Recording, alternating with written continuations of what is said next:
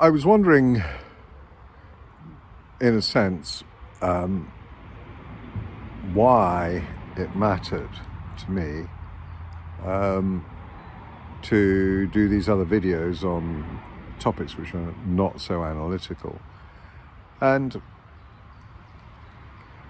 it's a long-standing issue in the sense that I was first introduced to this kind of world about 30 years ago. I basically had 2 years of interesting things coming into my life, which basically at the start of which I was always curious, happy, open-minded. I was a highly analytical atheist. I didn't see why somebody would need to believe in religion or God. Strangely, in many ways, that hasn't changed. But I was more than happy to, receive information and receive ideas and experience things that were novel. And I might go into that in some other video.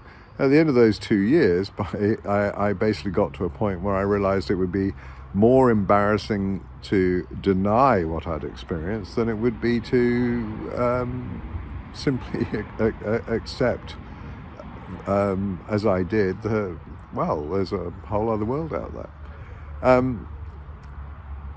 But then, really, by the time I was 30, I was probably my mid-20s. By the time I was 30, and certainly by mid-30s, I just really didn't discuss it anymore. It was just,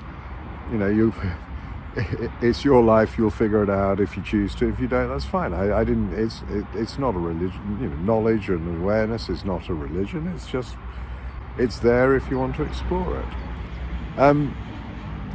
So why do I feel it's more relevant and important to look at it now? And it's not so much that it's important as in, oh my God, we must do it. But I do think it has a role to play. It has some obvious roles to play. But more importantly, there is an issue at its right at the core, which I realized is that people mind what you think. And we know this. It's like you try, we've all experienced this the last couple of years, you try telling anyone about the health issue and you suddenly find your family, your friends and everything undergo an immediate rabid transformation and or tell you to shut up, or please don't tell us about this, or you're a conspiracy theorist or whatever. We know there are people out there that are not happy with the way that we think. But that is a far more widespread issue than simply the health issue or Ukraine. Probably the very first one I came across was women at university, because I wanted to date women, wanted my first proper girlfriend, and I knew somebody, friend of the father sort of thing, a group of 6 women, and so I'd listen to them going on about, what was wrong with the world, what was wrong with men, why they should be able to do this, why that, why the other, and of course, being me, I was more interested in the nature of what they were thinking and saying than in should we say, getting the girlfriend. Fortunately, they weren't mutually contradictory, but one of the first agendas, and agenda is a key term in my world, that I looked at, religion at school, feminism at university, because I was surrounded by women having opinions, and feminism, you might say, is women minding what men think and will do. What's amusing, of course, now is that 30 years later, we have LGBT minding what women think, as well as what men think. So there's a touch of women are kind of experiencing being on the receiving end of it. So there's a touch of Darwin or karma there. But yeah, it doesn't make the LGBT agenda any more sensible than the feminist agenda. At the end of the day, the sane people want happy lives, easy lives, stress-free lives. And if I was to be cheekily cheekily male about it, I'd say I think men figured this out a long time ago in the phrase happy wife, happy life. Basically, shut up and get on with it, because we all want an easy life, and at the end of the day, there's a great deal of happiness to be had if you stop being in conflict with other people. But somehow it must be a pretty core human instinct to mind what people think, and that lies at the heart of, I think, why it's so important to be willing to speak about these issues. I mean, there is no question that if we were to accept that there was something larger than what we are, that would clearly be highly relevant. The first question almost an argument against it is, well, it's nonsense because you can't see it in your daily life, so it doesn't matter. Why is it? It's a bit like why if clairvoyance was true, then why can't they win the lottery? It's a very good question. If there's another world, why is it so secret? And it's a very good question. And I'll give you a very simple answer. From my perspective, it's children playing in a sandpit. Parents looking on at the children playing. They are just children. You don't want them to have to absorb the entire Encyclopedia Britannica before they're allowed to play with the sand and the dolls and the toys and whatever. Just let them do their thing. Enjoy, relax. You'll get something out of it. There's more to it than that, but it's kind of a bit of a hint. But the point is, why do we mind so much what other people think? Well, obviously that's a question that could be a bit of a distraction, and part of the answer to that could be that you are dependent on or threatened by what other people think. Clearly, going back to the feminist position, they are clearly threatened by the way men are going about their lives. You're not giving us the correct attention or the right attention. Your behaviours are harmful or whatever. Of course, it's convenient once you have a dogma or an agenda to not notice what men are doing and how men are reasonable and how men are doing their best to get on with their lives and how they are doing their best to get on with women. Because after all, you are engaged in propaganda, and this is true. It doesn't matter what agenda one is looking at, whether Republican, Democrat, capitalist, socialist, any time you can identify a group of people who don't think like you, and that you want to influence or operate against, there you've got an agenda. The interesting thing is, the people who introduce these agendas are almost certainly not the people who actually engage in the agendas. I don't know, who came up with the idea of setting men against women, or women against men, but it's a very useful tool for creating disharmony in society. And who benefits from that disharmony? If we're busy at war with each other, we're obviously not at war with the people who are actually running their agendas. So I would actually say that any time you have an agenda, whether it's feminism, LGBT, Republican, Democrat, socialism, green, you name it, if there's an issue which you're being told to care about, the simple answer would be don't. Step aside, be a human being, be somebody who is independently minded, and think, well, never mind what they say, what do I observe myself and what am I going to do?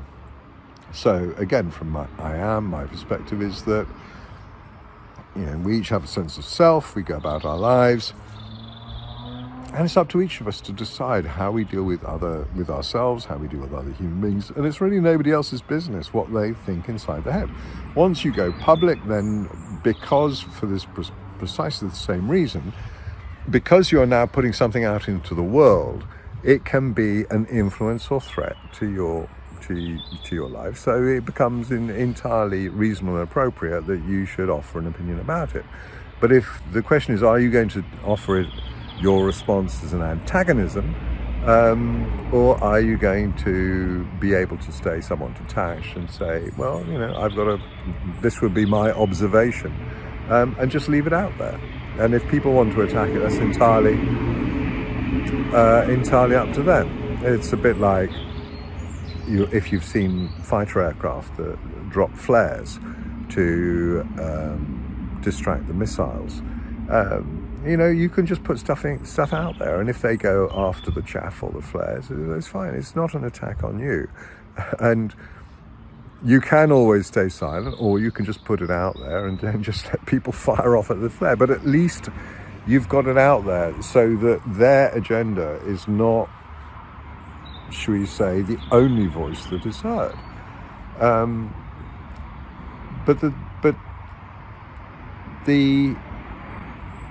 In terms of the spirituality, metaphysics, the nature of what we are is obviously an important question. No, it doesn't change how you're going to get paid tomorrow. It may have an effect on how you feel about what's going on in terms of how we get out of this. And it may even provide tools and resources, information that you don't otherwise have. It may provide guidance, it may provide reassurance. So, as always, it doesn't matter whether you're atheist, religious, New Age, or as I would call myself, metaphysical. Whatever works for you is great. But the big issue is just to highlight how pervasive this "I mind what you think" phenomenon is. And science has been used against us, no question. And science, as I say, is really propaganda and dogma. Not that it has to be, not that the best scientists are that way, but it has been used by people who treat it as a tool for manipulation. So, because science is such a big deal, it becomes important to notice that actually it is a far more limited and humble and neutral technology than is presented to us. And as I say, we've seen the damage and the health and what have you. So, in some ways, I feel like, well, you know what? Why not speak out almost just to highlight the fact that actually, no, it's like, this is a very obvious and natural debate. And we should be able to have it without it being seen as a distraction or a threat, for example, to my reputation. I mean, it's interesting. I've had one friend Facebook friend, who said, when I shared a couple of slides, basically said, "Oh, I thought you were an analyst, and I can't be seen to know someone who's woo-woo." Or actually, it might have been 9/11 or moon landings or some such. I can't be associated with somebody who's a conspiracy theorist. It's like, well, knock yourself out. It's the same brain that did the COVID analysis. It's the same brain that looked at all the data and gave you all the results. I don't switch my analytical brain off and say, okay, that's my analytical side. Now I'm going to do my faith because I love this so much. I'm going to put my robes on and start chanting. And I had no idea. Andrew's a nutter in his spare time. No, it's the same brain. Always, short until I'm smoking something, which was part of my youth. But no, it's the same brain.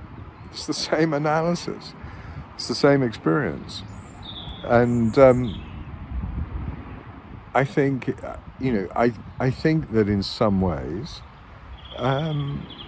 it's almost like a little bit of a test or challenge for, I mean it as a contribution, but it may test or challenge people who think that "No, Andrew's disagreeing with my faith." It's like, well, your faith's your faith. But I may well, and I do disagree with a lot of the narrative that the authorities of various faiths, whether it be the Christian faith or the science faith or the American faith or whatever it might be, yeah, I am going to call the fraud or point out absurdities or highlight observations that I think are pertinent to your faiths. I mean, it's unfortunate in a way that the biggest problem we have is that people are allegiant to their faiths. I am bound to offend you if you are of the mind, if you are of the inclination to be offended when somebody points out a contradiction, a flaw, a weakness, an idiosyncrasy of something you hold dear. And you know, I'm still human. I'll feel the same way, I suppose. But always I distinguish that everyone's personal right to believe anything. I don't mind what you believe. It's none of my business. But once something goes public, once people start writing articles about how Republicans or Democrats or women or men or Christians or Jews or Ukrainians or Russians, once somebody starts putting something out in the public, then it's fair game. And because at the end of the day, life would be a lot more peaceful if we actually just allowed other people to get on with their lives and to think what they want to think without having to challenge their thinking and to limit their thinking. And, you know, it really should be, I mean, how can that be complicated? And yet, as we've seen, huge resources have been applied to doing exactly the opposite, to promoting conflict, armed conflict in wars, conflict within society, conflict between groups, conflict even between, you know, friends and families. And at some point it becomes almost humorous. It's like, because why don't we just stop? So in a sense, that's why, yeah, I'll quietly post what I post. Because at the end of the day, if nothing else, it's a gentle reminder that, you know what, there are other ways we could look at life. And one of the biggest shifts we could have in terms of how we look at life is simply to accept that, yeah, I look at things differently. As does that person, as does that person, as does that person. That doesn't mean I need to be threatened by them. And it certainly doesn't mean that we need to go out of our way to arm them and train them and set them to killing people, because that's how we win. So we can't do an awful lot about the government, but maybe we can do something about how we look at the world. So why don't we try not being offended because someone else has a perspective that is different to ours? And from the freedom that gives us, why not also be free to point out, well, the consequence of what you've just said would be the following, and I think that would have a damaging effect on men and women getting on with their lives as Republicans, Democrats. I mean, what a wonderful world if there were no more Democrats or Republicans, no more Tories or Labour, just humans. Well, we don't need a melting pot, which is a rather disturbing kind of model, which the EU is rather promoting. I doubt if that was John Lennon. I doubt it. No, it wasn't John Lennon. It was way before that. Somebody else will have to tell me who that was. We don't need a melting pot. Difference and individuality and idiosyncrasy are the joy of life.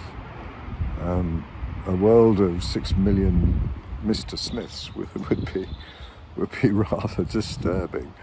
No, our individuality is both a joy to everyone else, or could be a joy to everyone else, and it is intrinsic to our own personal journey. Thank God I'm me and not, I mean, I have, for all the limitations and frustrations of being me, I thank God that I am me, because I would hate to be, dominated by thoughts and ideas and emotions in the way that other people are. I may never write a symphony, I may never lead a choir, or start a political movement or whatever. But yeah, I kind of enjoy being me. It's like, it works for me. And what would the world be like if that was what we could all say? It's like, you're you, that's great. I've no problem with that. Until you come at me with a gun or a stick. I'm me and I'm enjoying it.